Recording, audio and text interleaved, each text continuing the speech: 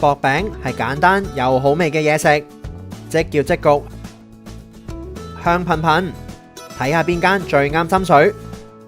舊年開嘅呢間薄餅店夠晒地道，老闆3代都係薄餅師傅，喺意大利同埋瑞士都有餐廳。除咗水，其他嘢都係意大利貨。麵團有70%係水分，薄餅邊成3-4寸咁高，入口夠晒鬆軟。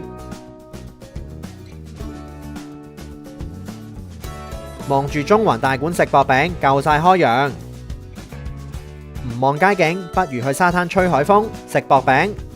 大廚係意大利人，堅持自己發酵麵團，所以薄餅底煙韌得嚟又好容易消化。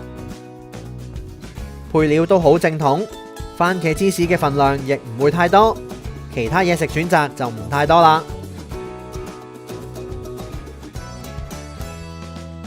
銅鑼灣呢間主角就係水牛芝士餐廳，喺羅馬尼，用意大利牛奶做水牛芝士。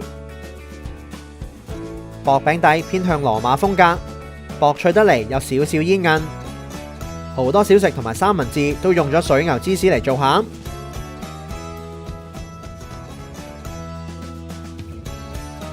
唔少餐廳會喺薄餅底加入自己嘅創意。呢間台灣嘅手工啤酒牌子就將自己釀嘅啤酒加咗入薄餅底，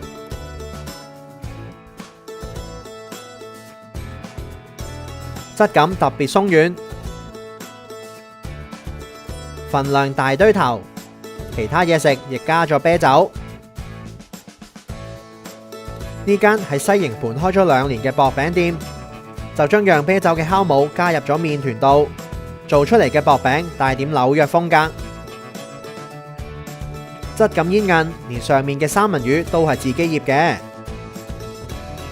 焗得香噴噴。